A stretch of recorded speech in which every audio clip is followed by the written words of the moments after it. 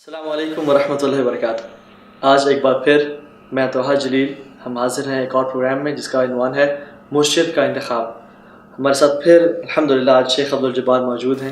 میں ان کا بہت شکر گزار ہوں کہ انہوں نے ہمارے لیے دوبارہ آج ٹائم نکالا۔ آج کے ٹاپک میں ہم ایک واقعہ بھی ڈسکس کریں گے اور اس کے بعد شیخ عبدالجبار سے سوال جواب بھی کریں گے۔ جو واقعہ ہے وہ یہ ہے کہ پیر عبدالوحید کے نام سے 1 اپریل کو ایک واقعہ پیش آیا جس میں اس نے کچھ بندوں کو مار دیا، اور اس کی میں تھوڑی سی آپ کو ہسٹری بتانا چاہوں گا۔ یہ پیر عبدالوحید ایک لیگل اسسٹنٹ تھے الیکشن کمیشن میں، یہ لا آفیسر بھی تھے FIA میں، اور یہ روحانیت اور طریقت کے قائل تھے۔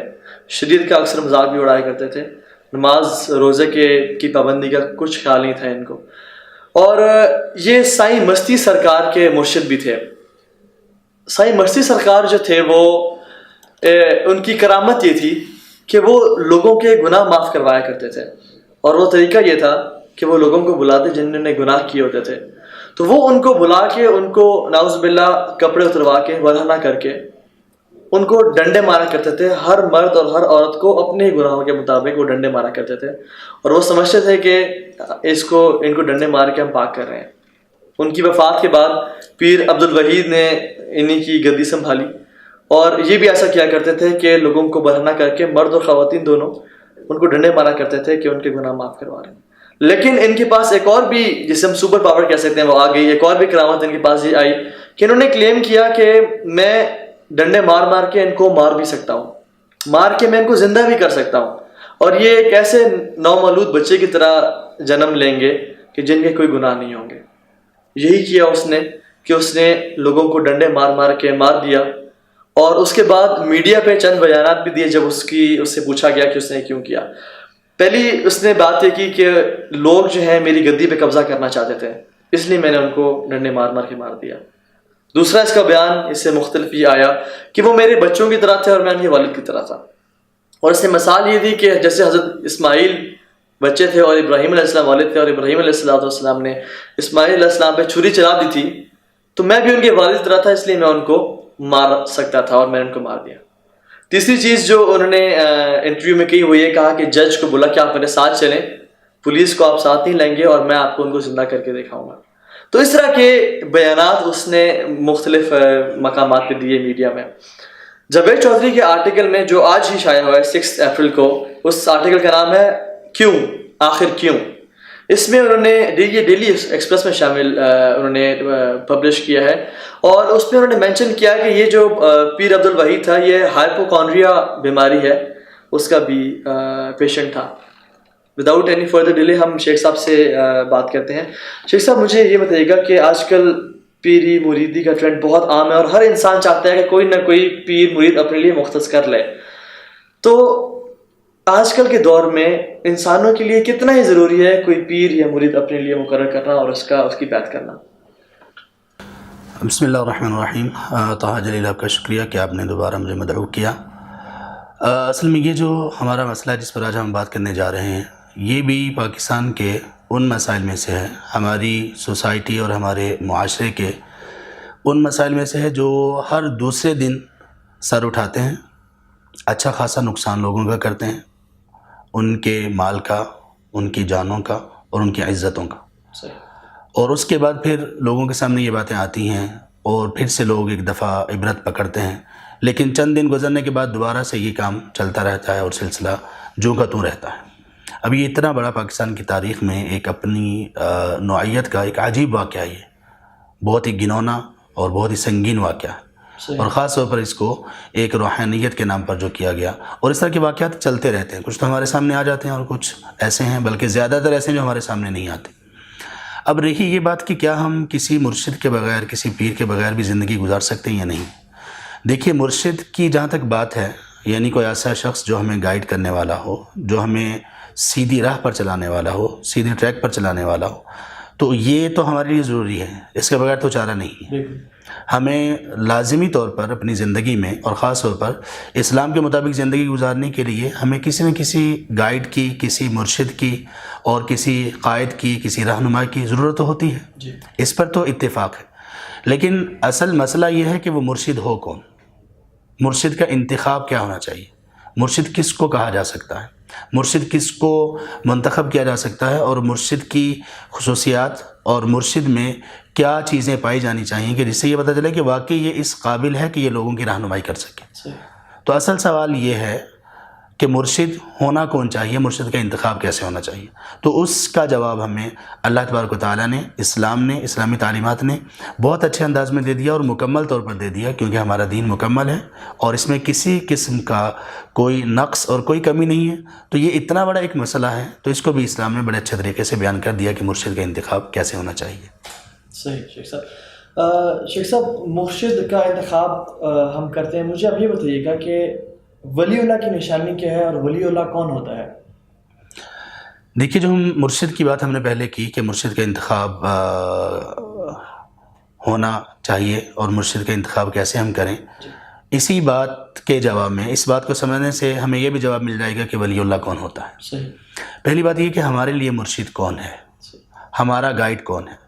اللہ تبارک و تعالیٰ نے انسانوں کو پیدا کیا، اللہ تبارک و تعالیٰ نے انسانوں کو تخلیق کرنے کے بعد ان کی تخلیق کا مقصد بھی بتا دیا۔ سورۃ الذاریات میں آیت نمبر 56 میں، اعوذ باللہ من الشیطان الرجیم وما خلقت الجن والانس الا لیعبدون، کہ میں نے جنوں اور انسانوں کو صرف اپنی عبادت کے لیے پیدا کیا۔ اب یہ تخلیق اللہ تبارک و تعالیٰ کی ہے، انسان اور جنات، اس تخلیق کا مقصد کیا ہے وہ اللہ تبارک و تعالیٰ نے بتا دیا۔ اب اس مقصد کو کیسے حاصل کیا جا سکتا ہے، اس کے لیے اللہ تبارک و تعالیٰ نے دو چیزیں ہمیں دی، وہ دونوں ہی ہمارے لیے مرشد، دونوں ہی ہمارے لیے گائیڈ اور دونوں ہی ہمارے لیے رہنما ہیں۔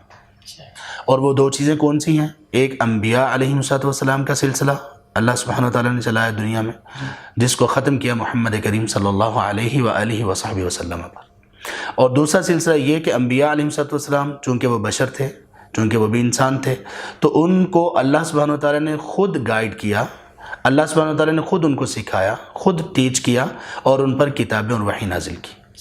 وہ وحی، کتاب اور ان کی حدیث اور ان کے طریقہ کار کی صورت میں ان پر نازل کی گئی، جو کتاب کی صورت میں تھی۔ اس کا مطلب یہ کہ اللہ تبارک و تعالیٰ کا کلام ہے، اور کچھ باتیں ایسی نازل کی گئیں وحی کے ذریعے سے جو اللہ کا کلام تو نہیں تھا لیکن وحی تھی، جس کو ہم انبیاء کی حدیث کہہ سکتے ہیں۔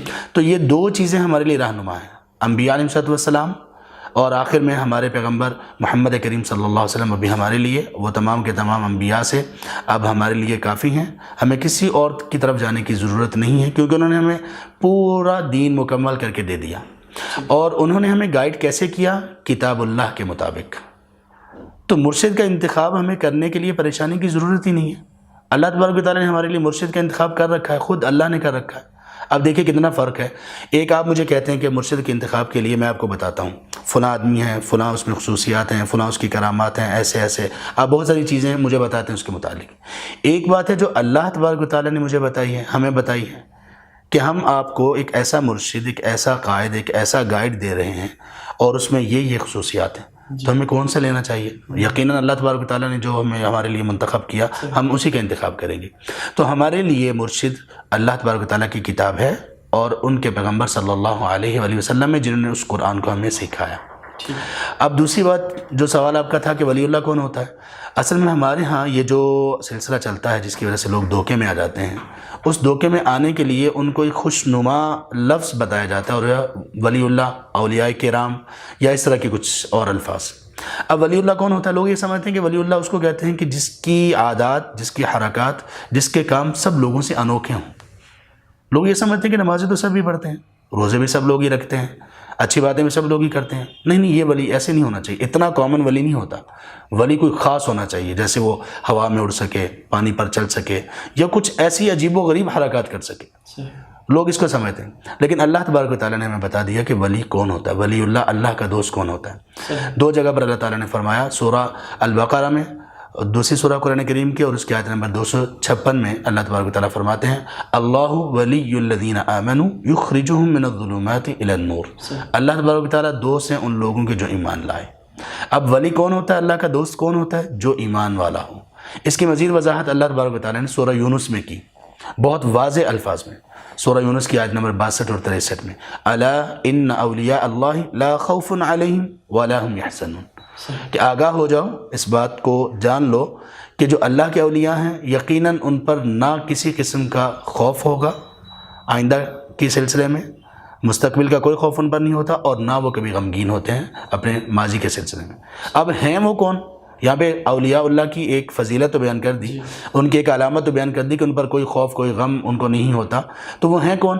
الذین آمنوا وکانوا یتقون، وہ لوگ ہیں جو ایمان لے آئے، مومن ہیں، اور اس کے بعد وہ تقوی اختیار کرتے ہیں، اللہ کی فرما برداری کرتے ہیں، اللہ تبارک و تعالیٰ نے جن چیزوں کا حکم دیا وہ بجا لاتے ہیں، جن سے روکا اس سے رک جاتے ہیں، یہ تقوی ہے۔ تو ہر وہ شخص جو ایمان میں داخل ہو گیا، اسلام قبول کر لیا اور اس کے بعد تقوی اختیار کیا، وہ اللہ کا دوست ہے۔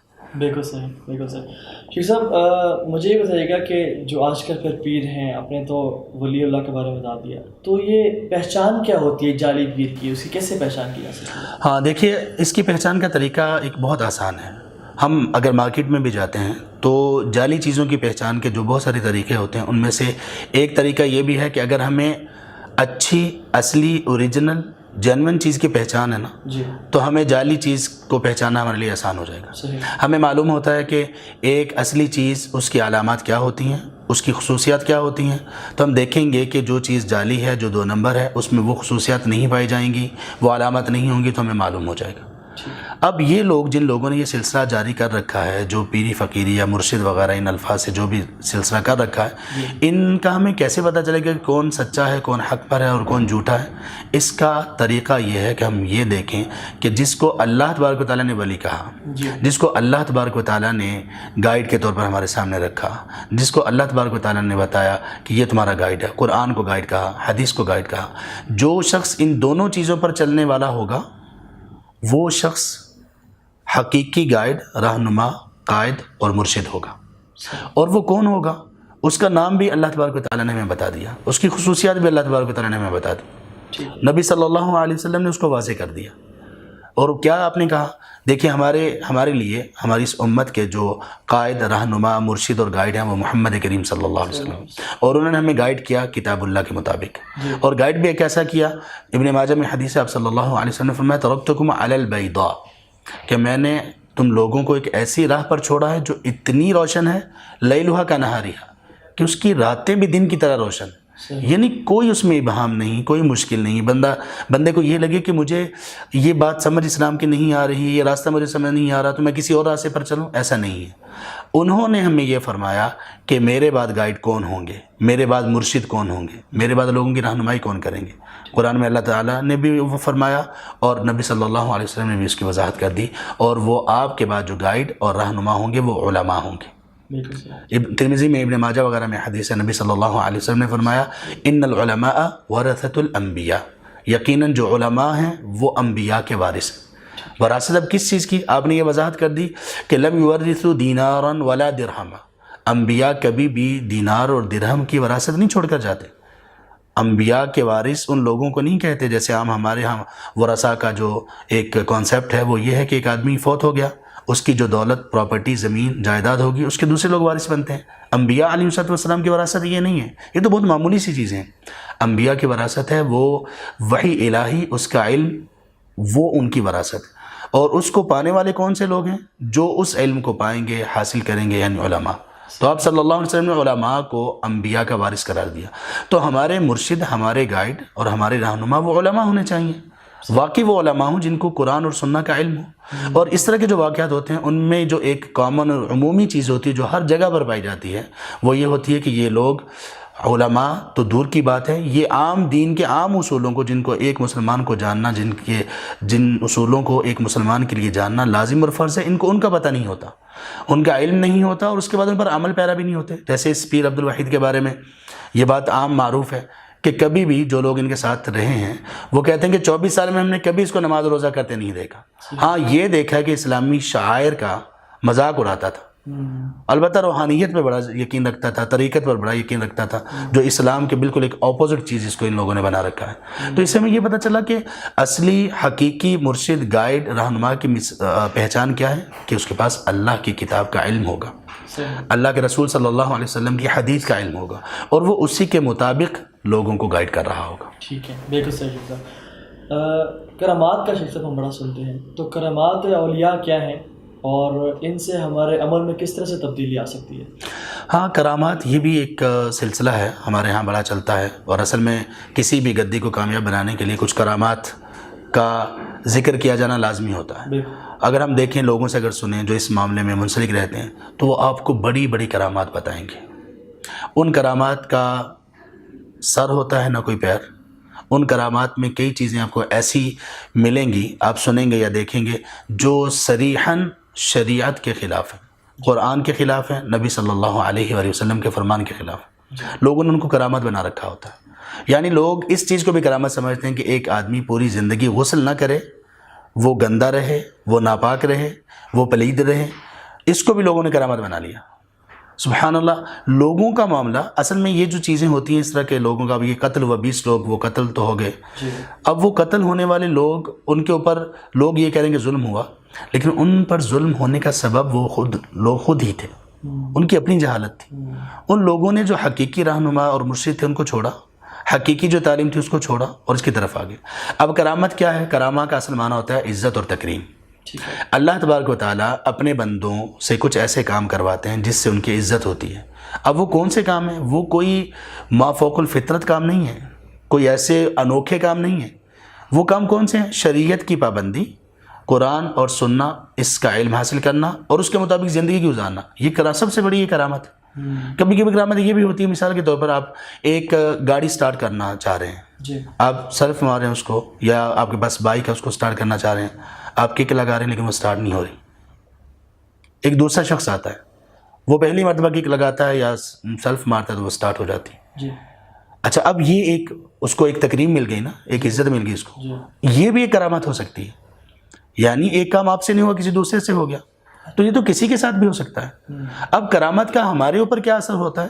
کرامت کا اثر یہ ہے کہ جس بندے کے اگر کوئی ایسی چیز ہوئی ہے تو اس کی عزت میں اضافہ ہوگا، ہم اس کی تکریم کریں گے، اس کی وجہ سے ہماری شریعت میں کوئی تبدیلی نہیں آ سکتی۔ ایک آدمی ہے، اگر واضح طور پر کوئی آدمی یہ کہتا ہے کہ میں نے فلاں کو دیکھا، واقعی اس نے مجھے بتا دیا کہ میں نے آج کیا کیا ہے، لوگ سمجھتے ہیں یہ کرامت ہے۔ یہ کرامت ایک جادو کا حصہ اکثر ہوتی ہے، جنات کو اپنا معمول بنانے پر اور ان سے خبریں حاصل کرنے پر۔ اللہ کے رسول صلی اللہ علیہ وسلم نے یہ بھی بتایا کہ یہ جنات سے مدد لیتے ہیں، جنات آسمانوں کی باتوں کو سننے کی کوشش کرتے ہیں اور اس کے بعد آ کر ایسے لوگوں کو بتا دیتے ہیں۔ لوگ اس کو کرامت سمجھتے ہیں اور کہتے ہیں کہ وہ تو بہت پہنچی ہوئی سرکار ہے اور اس کو بہت کچھ علم ہے، لہٰذا وہ جو کہتا ہے اس کو آنکھیں بند کر کے کرنا شروع کر دیتے ہیں۔ تو کرامات اولیاء، اس کا مطلب یہ ہے کہ اللہ تبارک و تعالیٰ ان کو اسلام پر عمل پیرا ہونے کی وجہ سے جو عزت بخشتے ہیں وہ کرامات ہیں، اور وہ تمام مومنوں کے حصے میں آتے ہیں۔ قرآن میں اللہ فرماتے ہیں سورۃ المنافقون میں کہ الا ان العزۃ للہ ولرسولہ وللمؤمنین، کہ عزت جو ہے وہ اللہ کے لیے ہے، اور پھر وہ اللہ تبارک و تعالیٰ عزت بخشتے ہیں اپنے رسول کو اور مومنین کے لیے۔ تو یہ عزت، یہ کرامت تمام مومنین کے لیے ہے، اور ہر وہ چیز جو اسلام کے مخالف ہو وہ کرامت نہیں، وہ اہانت اور ذلت کا سبب ہے۔ لوگ اس کو بھی کرامت کہنا شروع کر دیتے ہیں۔ ٹھیک ہے شیخ صاحب، اکثر لوگ کرٹسی میں اور رسپیکٹ میں مارے جاتے ہیں، اور جیسے آپ ہمیں گائیڈ کر رہے ہیں اور ہمیں فیک پیروں کا بتا رہے ہیں اور ایکسپوز کر رہے ہیں انہیں، تو اس پہ اکثر جاہل لوگ فتویٰ لگاتے ہیں کہ آپ لوگ گستاخ ہیں اور آپ لوگ عزت نہیں کرتے، آپ کو اولیاء کی عزت نہیں آتی۔ تو میں آپ سے پوچھنا چاہوں گا کہ کیا اولیاء کی عزت کرنا اور کیا بزرگوں کی عزت کرنا، احترام کرنا، یہ ٹھیک نہیں ہے؟ دیکھیے، اولیاء یا بزرگوں کی عزت کرنا یہ دو چیزیں ہیں۔ اصل میں جو چیز کہی جاتی ہے نا وہ یہ ہے کہ جب ہم لوگوں کی ایسی جھوٹی کرامات کو اور اسی طرح ان کے وہ کام جو اسلام کے مخالف ہوں ان کو جب ہم رد کرتے ہیں، اور جب ہم لوگوں کو یہ بتانے کی کوشش کرتے ہیں کہ یہ کام غلط ہیں، ان کا نام کرامت نہیں ہے، تو لوگ یہ سمجھتے ہیں کہ آپ بے ادب ہو، آپ لوگ ان کا احترام نہیں کر رہے ہو۔ ایسی بات نہیں ہے۔ احترام بڑوں کا کرنا، وہ بڑا بے شک کیسا ہی اس کے عمل ہوں، اسلام میں یہ بتاتا ہے، نبی صلی اللہ علیہ وسلم نے اس پر تو ہمیں اتنا گائیڈ کیا، آپ نے فرمایا من لم یرحم صغیرنا ولم یعقر کبیرنا فلیس منا، جو آدمی، جو شخص ہمارے چھوٹے لوگوں پر، عمر میں چھوٹے لوگ ہیں ان پر شفقت نہیں کرتا، بڑوں کا احترام نہیں کرتا، وہ ہم میں سے ہے ہی نہیں۔ اتنی بڑی بات کسی اور جگہ آپ کو نہیں ملے گی، کسی بھی ریلیجن میں نہیں ملے گی۔ بڑوں کے ادب و احترام کے سلسلے میں اتنی عام اور اتنی حد تک آگے جا کر بات آپ نے فرمایا ہم میں سے ہے ہی نہیں، یعنی وہ تعلق اپنا ہمارے ساتھ جوڑنے کی کوشش نہ کرے جس کو یہ توفیق نہیں ہے کہ وہ بڑوں کا احترام نہیں کرتا، وہ کوئی بھی بڑا ہو، بے شک وہ نان مسلم ہو۔ دیکھیں قرآن میں کیا اللہ سبحانہ و تعالیٰ نے فرمایا، اگر والدین مشرک بھی ہیں وَإِن جَاهَدَاكَ عَلَىٰ أَن تُشْرِكَ بِمَا لَيْسَ لَكَ بِهِ عِلْمٌ فَلَا تُطِعْهُمَا وَصَاحِبْهُمَا فِي الدُّنْيَا مَعْرُوفًا. اگر وہ شرک کی دعوت آپ کو دیتے ہیں تو آپ اس کو قبول نہ کریں، لیکن دنیاوی اعتبار سے چونکہ وہ آپ کے والدین ہیں، بڑے ہیں، آپ ان کی رسپیکٹ کریں گے، عزت کریں گے اور اچھا سلوک کریں گے. تو اسلام تو ہمیں یہ بتاتا ہے کہ ان کی رسپیکٹ اور عزت یہ ہے کہ ہم ان کے ساتھ اچھے انداز سے بات چیت کریں اور ان کے سامنے کوئی بدتمیزی نہ کریں، بد اخلاقی نہ کریں. لیکن اگر کوئی شخص شریعت کے خلاف جا رہا ہے، اگر کوئی شخص قرآن اور سنہ کے خلاف کر رہا ہے، اللہ اور اس کے رسول کے خلاف جا رہا ہے، تو یہ اس کو ایکسپوز نہ کرنا، اس کے بارے میں نہ بتانا، اب یہ کس کی گستاخی ہو رہی ہے؟ اللہ اور اس کے رسول کی نعوذ باللہ گستاخی ہو رہی ہے کہ ہم وہ شخص اللہ اور اس کے رسول کے خلاف کر رہا ہے اور ہم اس کے بارے میں کوئی بات نہ کریں. تو لوگ اس کو بے ادبی سمجھتے ہیں اور لوگ سمجھتے ہیں کہ شاید اس طرح سے آپ بزرگوں کا احترام نہیں کرتے ہیں. نہیں، ایسی کوئی بات نہیں ہے، ان کا احترام سر آنکھوں پر. لیکن جب اللہ اور اس کے رسول صلی اللہ علیہ وسلم کے خلاف بات ہوگی تو اللہ اور اس کے رسول صلی اللہ علیہ وسلم کا احترام وہ سب سے بڑھ کر ہے، وہ ہمارے والدین، اولاد، یہاں تک کہ ہماری جانوں سے بھی بڑھ کر ہے. ہم اس پر کبھی کمپرومائز نہیں کریں گے. شیخ صاحب، مزاروں پہ بڑا رش ہوتا ہے اور بڑے لوگ جاتے ہیں. اگر کوئی شخص عقیدت کے لیے جاتا ہے، عقیدت کے لیے، اور وہاں پہ کوئی غیر شرعی کام نہیں کرتا، تو اس میں کوئی حرج ہے؟ ہاں، اس میں مزارات وغیرہ پر جانا، اور آدمی، کچھ لوگ کہتے ہیں کہ ہم صرف عقیدت کے لیے جاتے ہیں، ہم کوئی غیر شرعی کام نہیں کرتے. تو اس طرح سے جانا، اس سلسلے میں دو باتیں ہمیں ذہن میں رکھنی چاہیے. پہلی بات یہ ہے کہ اسلام نے ہمیں جو گائیڈ کیا ہے وہ دلائل کی بنیاد پر کیا ہے. اسلام، قرآن کو جو ہم کہہ رہے ہیں نا مرشد ہمارا گائیڈ ہے، اور نبی صلی اللہ علیہ وسلم ہمارے مرشد اور گائیڈ ہیں. آپ نے ہمیں کیسے گائیڈ کیا ہے؟ آپ نے ہمیں دلائل کی بنیاد پر کیا ہے، اور ایسے دلائل جس کو اللہ سبحانہ و تعالیٰ نے، جن کو اللہ تبارک و تعالیٰ نے اور اللہ کے رسول صلی اللہ علیہ وسلم نے بینات قرار دیا. دیکھیے سورہ البقرہ میں جہاں پر اللہ تبارک و تعالیٰ نے قرآن کے نزول کی بات کی، آیت نمبر 185 میں، شہر رمضان الذی انزل فیہ القرآن ھدی للناس وبینات من الھدی والفرقان. اس کو پہلے اللہ تبارک و تعالیٰ نے گائیڈ، مرشد کہا، قرآن کو گائیڈنس کہا. اس کے بعد اللہ سبحانہ و تعالیٰ نے کہا کہ یہ بینات من الھدی، یہ ہدایت کے بہت واضح اور روشن دلائل ہیں. اور فرقان بھی کہا، فرقان حق اور باطل کے درمیان فرق کرنے والی چیز.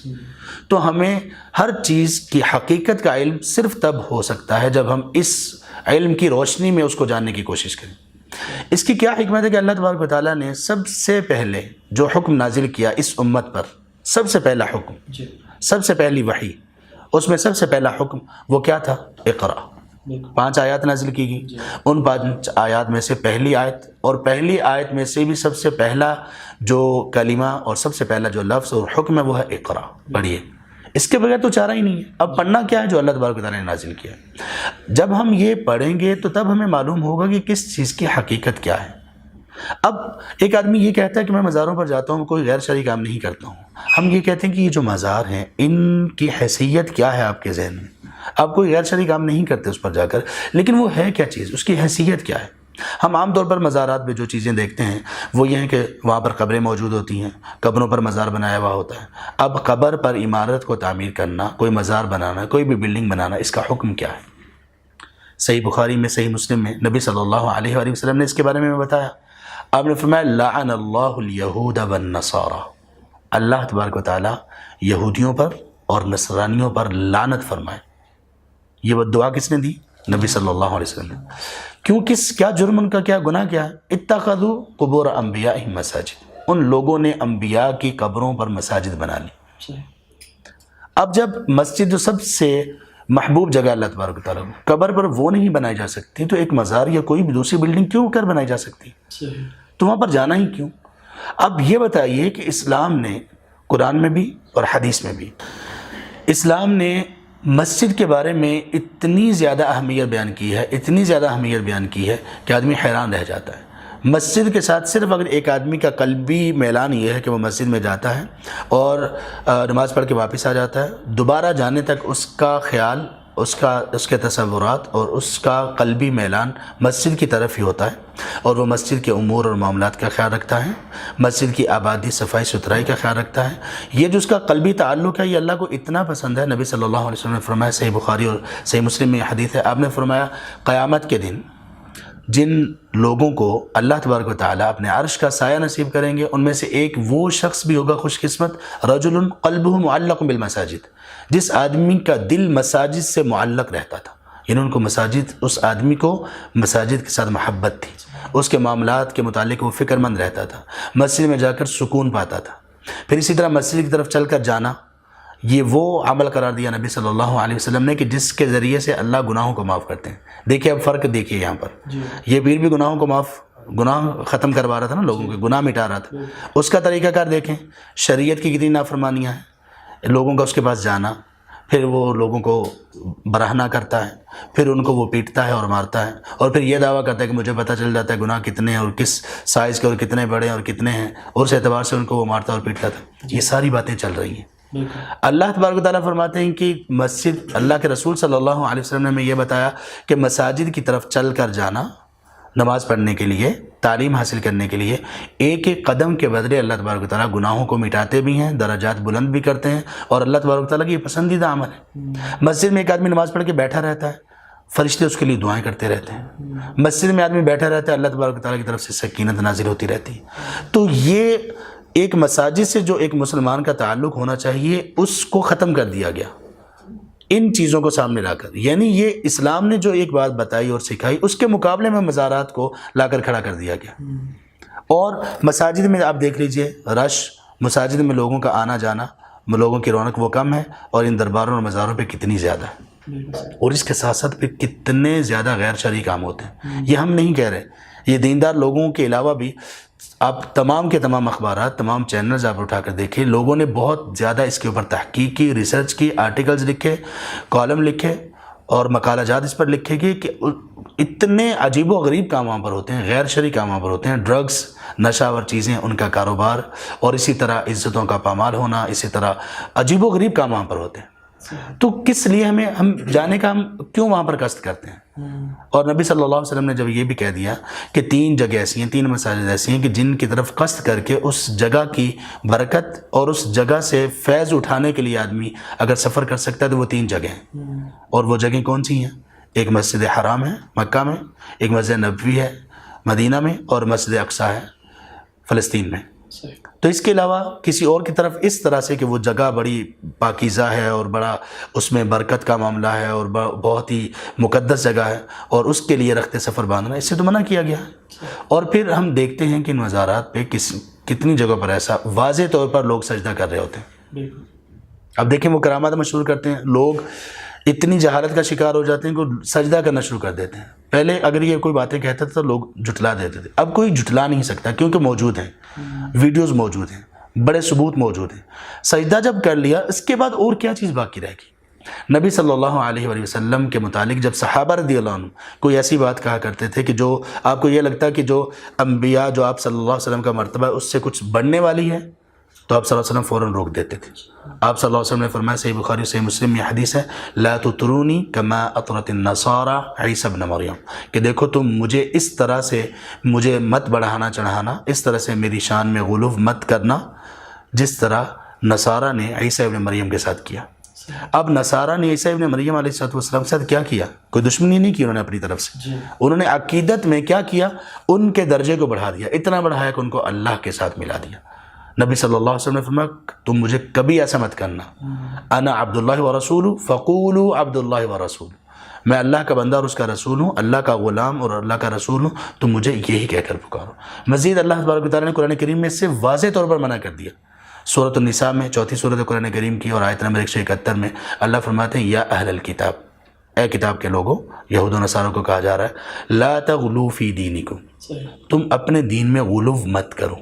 غلو کا مطلب ہوتا ہے حد کو کراس کرنا۔ غلو کیا نہ کرو، یعنی اپنے انبیاء کو تم وہ درجہ نہ دو جو کہ اللہ سبحانہ و تعالیٰ کا درجہ ہے۔ تو لوگ یہاں پر انبیاء کو چھوڑ دیجئے، صحابہ کو چھوڑ دیجئے، ائمہ تابعین تبع تابعین ائمہ کو چھوڑ دیجئے، لوگوں نے عام لوگوں کو، اور وہ لوگ سر پیٹنے کی بات یہ ہے کہ وہ لوگ جو شریعت کے مخالفت کر رہے ہیں، اللہ اور اس کے رسول کے مخالف ہیں صریحاً، ان کو لوگوں نے اتنا درجہ دے دی کہ سجدہ کرنا شروع کر دیا۔ تو یہ اس طرح اتنی ساری برائیوں کا یہ مرکب اور مجموعہ بن جاتی ہے یہ چیز۔ شیخ صاحب چند کچھ سوالات میرے ذہن میں آ رہے ہیں وسیلے کے کانسیپٹ کو شیخ صاحب اب میں واضح کریں. اکثر لوگ ادھر جاتے ہیں وسیلے کے کانسیپٹ کو لے کے کہ اللہ ہماری سنتے نہیں اور ان کی ٹھکراتے نہیں، تو ہم ان سے مانگیں، وہ اللہ سے مانگیں. تو شیخ صاحب وسیلہ کیا مانگا جا سکتا ہے، اور اگر مانگا جا سکتا ہے تو کس کس چیزوں سے مانگا جا سکتا ہے؟ دیکھیے، جہاں تک اس بات کا تعلق ہے کہ لوگ وہاں پر جاتے ہیں اور یہ عقیدہ، اور بہت یہ عام بات ہے کہ لوگ کہتے ہیں کہ ہم اس لیے وہاں پر جاتے ہیں اور اس لیے دوسرے لوگوں کے پاس اور بزرگوں جن کو وہ خود اولیاء اللہ سمجھ رہے ہوتے ہیں، جبکہ وہ اولیاء ہوتے نہیں ہیں. کیونکہ جو شخص عالم نہیں ہے، جو شخص علم نہیں رکھتا، وہ ولی نہیں ہو سکتا. کیونکہ اللہ تبارک و تعالیٰ نے جو ولی کی علامت بیان کی سورہ یونس کی آیت نمبر 63 میں، الذین آمنوا وکانوا یتقون، جو ایمان لے آئے اور تقوی اختیار کیا. یہ ایمان اور تقوی یہ کیا ہے، اور کون سا ایمان اللہ کو مقبول ہے، اور تقوی کس کو کہتے ہیں؟ یہ علم کے بغیر چیزیں نہیں سیکھی جا سکتی، اور یہ علم اللہ تبارک و تعالیٰ نے نازل کیا. اب وہ لوگ علماء نہیں ہوتے، پہلی بات یہ تو وہ وہاں پر جاتے ہیں اور یہ کہتے ہیں کہ ان لوگوں کی جو دعائیں ہیں وہ اللہ ریجیکٹ نہیں کرتے، رد نہیں کرتے، اور ہماری چونکہ ہم گناہ گار ہیں تو ہماری اللہ قبول نہیں کرتے، یا کچھ ایسا مسئلہ ہو سکتا ہے، ہم اس لیے ان کو آگے کرتے ہیں. دیکھیے، بالکل یہی بات، اصل سبب یہ ہے ہمارا لوگوں کا ایسی چیزوں میں پڑھنے کا کہ لوگ قرآن کو جو اصل گائیڈنس ہے، اصل رہنمائی، اس کو چھوڑ دیتے ہیں. بالکل یہی بات مشرکین مکہ نے کہی. وہ لات، منات، عزا بتوں کی جو پوجا کیا کرتے تھے، اور وہ بت اصل میں شخصیات تھیں، جیسے ابراہیم علیہ السلام، اسماعیل علیہ السلام کا بت بنایا ہوا تھا. وہ یہ کہا کرتے تھے، سورہ زمر میں اللہ تبارک و تعالیٰ نے اس کا ذکر کیا 3 آیت میں، ما نعبدہم الا لیقربونا الی اللہ زلفی، کہ ہم ان کی عبادت صرف اس لیے کرتے ہیں، ان سے مدد مانگنا، ان کو سجدے کرنا، یا کچھ صدقہ خیرات ان کے لیے کر دینا، چڑھاوے چڑھا دینا، یہ صرف ہم اس لیے کرتے ہیں کہ یہ لوگ ہمیں اللہ کے قریب کرنے والے ہیں. تو کہتے ہیں کہ اصل تو ہم اللہ کے قریب ہی جانا چاہتے ہیں، لیکن یہ ایک واسطہ ہے، یہ ایک وسیلہ ہمارا ہے. تو اس وسیلے کو اللہ سبحانہ وتعالیٰ نے قرآن میں بڑی شدت سے رد کیا. اب دیکھیے، وہ بات ہمارے اندر پائی جا رہی ہے جو مشرکین مکہ میں تھی. صحیح. اگر کوئی یہ کہتا ہے تو اس کو یہ سوچنا چاہیے، یہی بات، بالکل یہی بات، یہ 3 آیت ہے سورہ زمر کی، 39ویں سورہ ہے، اس میں پڑھ لیجئے. بالکل صاف واضح ہے کہ ہم اس لیے عبادت کرتے ہیں، وہ ہمیں اللہ کے قریب کر دیں گے. اب اللہ کے قریب ہونے کے لیے کیا کسی اور وسیلے کی ضرورت ہے؟ اللہ سبحانہ وتعالیٰ نے قرآن میں یہ فرمایا، سورہ البقرہ میں آیت نمبر 156 میں اللہ فرماتے ہیں، وَإِذَا سَأَلَكَ عِبَادِي عَنِّي فَإِنِّي قَرِيب، جب میرے بندے میرے متعلق پوچھیں تو آپ ان سے کہیں میں قریب ہوں. اور کتنا قریب ہیں؟ سورہ قاف میں اس کی وضاحت، آیت نمبر 16 میں اللہ فرماتے ہیں، وَنَحْنُ أَقْرَبُ إِلَيْهِ مِنْ حَبْلِ الْوَرِيدِ، ہم اس کی رگے جان سے بھی قریب تر ہیں، شارک سے بھی قریب تر ہیں. اور اللہ فرماتے ہیں کہ جب بھی تم مجھے پکارو، دعائیں ان سے کروانا، مطلب ان کے جو فوت ہو چکے ہیں، دنیا سے جا چکے ہیں، وہاں پر جا کر ان کو وسیلہ بنانے کی بجائے تم مجھ سے مانگو. اللہ کہتے ہیں اجیب دعوت الداعی اذا دعان، جب بھی کوئی پکارنے والا، مانگنے والا مجھ سے مانگتا ہے، میں اس کی دعا کو سنتا ہوں، قبول کرتا ہوں. تو ہمیں اللہ پر یقین کیوں نہیں؟ جب اللہ کہہ رہے میں سنتا ہوں، میں قبول کرتا ہوں، تو ہمیں یقین آ جانا چاہیے. تو اللہ تبارک و تعالیٰ فرماتے ہیں کہ تم مجھ سے مانگو، مجھے پکارو، میں سنوں گا. ہاں، اس کے بعد اسی آیت میں 186 آیت میں سورہ بقرہ کی، اللہ نے یہ بھی فرمایا، فَلْيَسْتَجِيبُوا لِي وَلْيُؤْمِنُوا بِي، ہاں تمہیں بھی یہ کرنا چاہیے، انسانوں کو بھی، جب تم مجھے پکارو گے میں تمہاری بات کو سنوں گا، قبول کروں گا. اب آپ لوگوں کو بھی یہ کرنا چاہیے کہ میری باتیں بھی سنیں اور اس کو قبول کریں، جو میرے احکامات ہیں ان پر بھی چلیں. تو لوگوں کے ہاں یہ جو کانسیپٹ بنا ہوا ہے، اگر اس کو قرآن اور سنت کی نظر سے دیکھیں تو انشاءاللہ بہت واضح طور پر سمجھ آ جائے گی کہ یہ درست نہیں ہے. اور ہمارے لیے جو چیز اللہ کے قریب کر دینے والی ہے، وہ ساری کی ساری چیزیں اللہ نے ہمیں بتا دیں اور رسول صلی اللہ علیہ وسلم نے ہمیں سمجھا دی. پھر سر میں ایک بھائی سے ملا، وہ انہوں نے مثال دی، میں اس کی حقیقت آپ سے جاننا چاہوں گا. وہ یہ کہہ رہے تھے کہ آپ نے کسی بڑے بادشاہ سے یا پرائم منسٹر سے ملنا ہو تو آپ ڈائریکٹ اسے کمرے میں نہیں چلے جاتے، اور بلکہ اس کے اسسٹنٹ سے ملتے ہیں، پھر وہ پی اے سے ملتا ہے، پھر وہ باقی سب لوگوں سے، پھر آپ ان سے جا کے ملتے ہیں. تو اللہ جو مالک الملک ہے اور اتنا بڑا بادشاہ ہے، اس کو آپ ایسی جا کے مل لیں گے. تو ان مثال کا بس کوئی کمپیریزن ہے، کوئی یہ مثال دی جا سکتی؟ ہاں، یہ بہت اچھی مثال ہے یہ بات سمجھنے کے لیے کہ اللہ تبارک و تعالیٰ کو ملنے اور اللہ تبارک و تعالیٰ کے سامنے کوئی چیز رکھنے کے لیے ہمیں کسی دوسرے وسیلے کی ضرورت نہیں ہے. یہ اسی مثال سے پتہ چلتا ہے. کیسے؟ اس لیے کہ یہ جو بادشاہ کی مثال لوگ دیتے ہیں، جو آپ کے دوست نے بادشاہ کی جو مثال دی، یہ بادشاہ بیچارہ ناقص ہے، کمزور ہے، یہ اپنے پی اے کے بغیر کام نہیں کر سکتا.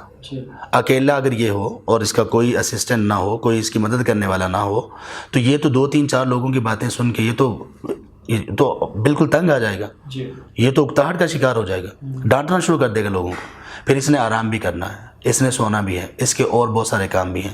یہ ایک وقت میں ایک کام کرے گا، باقی کام نہیں کر سکتا. یہ ایک وقت میں ایک آدمی کی بات سنے گا، دو لوگوں کی بات نہیں سن سکتا. اس نے صرف لوگوں کے مسائل نہیں سننے، اور بھی بہت سارے کام کرنے ہیں. کیا اللہ کی ذات ہمارے خیال میں ایسی ہے؟ نعوذ باللہ. اللہ سبحانہ و تعالیٰ تمام لوگوں کی بات ہر وقت جو بھی پکار رہا ہے اللہ تبارک و تعالیٰ سنتے ہیں، ساری لینگویجز میں سبحان اللہ. ہر زبان میں سنتے ہیں. پھر یہ کہ ایک درخت کا ایک پتا بھی ٹوٹتا ہے، اللہ تبارک و تعالیٰ اس کی آہٹ سے بھی آگاہ ہے. تو اسی مثال سے پتہ چلتا ہے کہ اللہ تبارک و تعالیٰ کے لیے ہمیں کسی واسطے کی ضرورت نہیں ہے. اللہ تبارک و تعالیٰ ہمیشہ سنتے ہیں، ہر زبان میں سنتے ہیں. یہاں تک کہ آپ زبان سے ادا نہ کرو، آپ زبان سے مت بولو. آپ کے وَنَعْلَمُ مَا تُوَسْوِسُ بِهِ نَفْسُ، اللہ فرماتے ہیں کہ ہم اس بات کو بھی جانتے ہیں جو انسان کے دلوں میں وسوسات اور انسان کے دلوں میں جو خیالات آ رہے ہیں، ہم ان کو بھی جانتے ہیں. خیالات بعد میں الفاظ کا روپ دھارتے ہیں، اللہ ان کو بھی جانتے ہیں. تو اس اللہ کے لیے ہمیں کسی کی ضرورت ہے نہیں، ضرورت کسی کی. شیخ صاحب، ہم جو کہتے ہیں کسی سے مدد نہیں مانگنی چاہیے اللہ تعالیٰ کے علاوہ، تو میں اگر آپ سے کہتا ہوں کہ مجھے یہ چیز گر گئی اٹھا دیں یا مجھے پانی پلا دیں، تو لوگ کہتے ہیں یہ بھی تو آپ مدد مانگ رہے ہیں. تو اس کی کیا حقیقت ہے؟ ہاں، یہ کچھ چیزیں ایسی ہیں جو لوگ اسلامی دلائل کو نہ سمجھنے کی وجہ سے یا کم علمی کی وجہ سے وہ ان کو توڑتے ہیں، ان کی شکل کو مسخ کرنے کی کوشش کرتے ہیں. یہ بڑی عام اور سادہ سی بات ہے. اللہ تبارک و تعالیٰ نے ہم سے ایک وعدہ لیا، اور وہ وعدہ اللہ تبارک و تعالیٰ ہم سے بار بار لیتے ہیں. سب سے زیادہ قرآن کریم کی عظیم افضل سورہ وہ ہے سورۃ الفاتحہ. ہر نماز میں ہر رکعت میں پڑھنے کا اس کو لازم قرار دیا گیا. اس میں ہم ایک وعدہ اللہ سے کرتے ہیں، ایاک نعبد و ایاک نستعین. ایک عہد اور ایک ایگریمنٹ کرتے ہیں، یا رب ہم صرف تیری عبادت کریں گے اور صرف تجھ سے مدد مانگیں گے. اب یہ صرف تجھ سے ہی مدد مانگنا، اگر اس کا مطلب یہ ہوتا کہ اس مدد کا مطلب یہ ہے کہ ہم کسی سے پانی کا ایک گلاس بھی نہیں مانگ سکتے، کوئی ایک چیز کسی سے اس کی مدد بھی نہیں مانگ سکتے، تو کیا یہ آیت اس سلسلے میں نازل ہوئی ہے؟ سبحان اللہ، کیا یہ اتنی کم علمی کی بات ہو سکتی ہے کہ اللہ تبارک تعالیٰ کہہ رہے ہیں اور ہم سے یہ اقرار کروا رہے ہیں کہ ہم صرف تجھ سے مدد مانگیں گے، اور ایک انسان اٹھ کر کہہ دے نہیں جی دوسروں سے بھی مدد مانگی جا سکتی ہے، دیکھو ہم ایک دوسرے سے پانی کا گلاس وغیرہ اس طرح کی مدد نہیں مانگتے. تو اس دلیل کو، ان قرآن کی ان آیات کو مسخ کرنے کی کوشش کی جا رہی ہے. اللہ تبارک و تعالیٰ نے جو ہم سے وعدہ لیا کہ ہم صرف اس سے مدد مانگیں گے، وہ کون سی مدد ہے؟ ایک عام سادہ ذہن رکھنے والا، بالکل بہت زیادہ کوئی عقل مند نہ ہو، صرف اس کو سمجھ و شعور ہو، اس کو بھی معلوم ہے کہ یہ کس مدد کی بات ہو رہی ہے. وہ مدد جو بغیر کسی کی قدرت کے، اختیار کے ہو، اور وہ مدد جو انسان کرنے پر قادر نہ ہو، صرف اللہ کرنے پر قادر ہو. یہ چھوٹی موٹی چیزیں، اس کی آپس میں ایک دوسرے کی مدد کرنے کا تو اللہ تبارک و تعالیٰ نے حکم دیا ہے. سورہ مائدہ میں ہے، اس کی دوسری آیت ہے وَتَعَاوَنُوا عَلَى الْبِرِّ وَالتَّقْوَىٰ، تقویٰ اور نیکی پر ایک دوسرے کی مدد کیا کرو. نبی صلی اللہ علیہ وسلم نے فرمایا، صحیح مسلم میں ہے، وَاللَّهُ فِي عَوْنِ الْعَبْدِ مَا كَانَ الْعَبْدُ فِي عَوْنِ أَخِيهِ، کہ اللہ تبارک و تعالیٰ بندے کی مدد تب تک کرتے رہتے ہیں جب بندہ اپنے بھائی کی مدد کرتا ہے. اب لوگ کون سی مدد مانگ رہے ہوتے ہیں؟ لوگ بیٹے مانگ رہے ہوتے ہیں، لوگ اولاد مانگ رہے ہوتے ہیں، لوگ شفا مانگ رہے ہوتے ہیں. میں آپ سے یہ تو مدد مانگ سکتا ہوں کہ آپ مجھے ڈاکٹر کے پاس لے جائیں. اگر میں آپ سے یہ کہنا شروع کر دوں کہ آپ مجھے شفا دے دیں، تو کتنی واضح بات ہے. لوگوں نے اس کو کتنا الجھا کے رکھ دیا. تو وہ چیز جو کسی کے اختیار میں نہیں ہے اور وہ زندہ نہیں ہے، دو چیزیں اس کے متعلق کہ آپ ہر وہ مدد مانگ سکتے ہیں جو آپ اس آدمی سے مانگ رہے ہو جو زندہ ہو اور وہ مدد کرنے پر قادر ہو. آپ اس سے مدد مانگ سکتے ہیں اور وہ آپ کی مدد کرے گا. اور کچھ کبھی ایسا بھی ہوتا ہے، اس میں بھی ایک اور بات، کبھی ہم ایک زندہ آدمی سے مدد مانگ رہے ہوتے ہیں، وہ مدد کرنے پر قادر بھی ہوتا ہے، لیکن ہم اس سے وہ مدد نہیں لے سکتے، حرام ہوتی ہے وہ مدد. اچھا، کیسے حرام ہوتی ہے؟ ایک آدمی ہے، وہ زندہ بھی ہے، مدد کرنے پر قادر ہے. مدد کرنے پر قادر ایسے کہ وہ ایک مثال کے طور پر ایک جگہ پر وہ کیشیئر ہے ایک سٹور میں، اس کے پاس مال کا حساب ہے اور پیسے سب اس کے پاس ہوتے ہیں.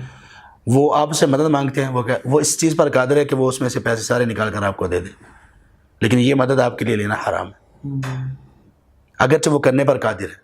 تو اس کا مطلب یہ بھی نہیں کہ جو بندہ زندہ ہو اور قادر مدد کرنے پر قدرت رکھتا ہو تو اس سے ہر طرح کی مدد لے لی جائے. تو یہ تو زندوں کی بات ہے. تو وہ لوگ جو دوسروں سے مدد مانگتے ہیں، اکثر وہ مدد کن سے مانگ رہے ہوتے ہیں؟ جو دنیا سے جا چکے ہیں. سبحان اللہ، وہ ان سے مدد مانگ رہے ہوتے ہیں جن کو انہوں نے خود موت کے وقت ان کے لباس اتارا، ان کو غسل خود دیا، ان کو دفن خود کیا، اوپر مٹی خود ڈالی. اس کے بعد کیا ہوا؟ یعنی یہ ساری اتنی ساری چیزیں ہم میں سے کوئی بندہ کس کو اجازت دے گا کہ وہ اس کے لباس کو ذرا ہاتھ بھی لگا کر دکھائے کہ وہ اس کو براہ نہ کرنا چاہے؟ ہم نے اپنے ہاتھوں سے ان کو براہ نہ کیا، ان کو غسل دیا، جب زمین میں دفن کر دیا، مٹی ڈال دی، اس کے بعد ان کی پاورز بڑھ گئیں.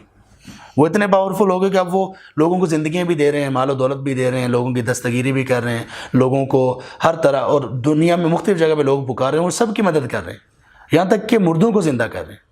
تو یہ اسلام کے ساتھ، اسلام کی واضح تعلیمات کے ساتھ بہت بڑا مذاق ہے. تو اس سارے مذاق سے بچنے کا طریقہ اور ان ساری چیزوں سے نکلنے کا طریقہ وہ ایک ہی ہے، اور وہ یہ ہے کہ ہم اسلام کی طرف آ جائیں. ہم اسلام کے بس پہلے حکم کو مان لیں، زیادہ کا نہیں کہتے.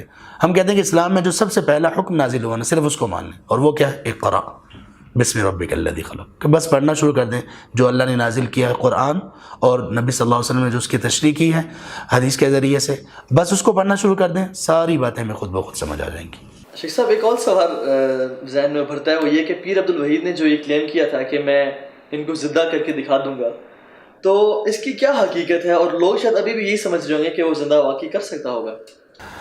ہاں، جیسا کہ یہ آپ نے جس کالم کا حوالہ دیا جاوید چودھری کا، جو 6 مارچ کو پرنٹ ہوا، اس میں انہوں نے یہ لکھا کہ اس کو ایک بیماری تھی.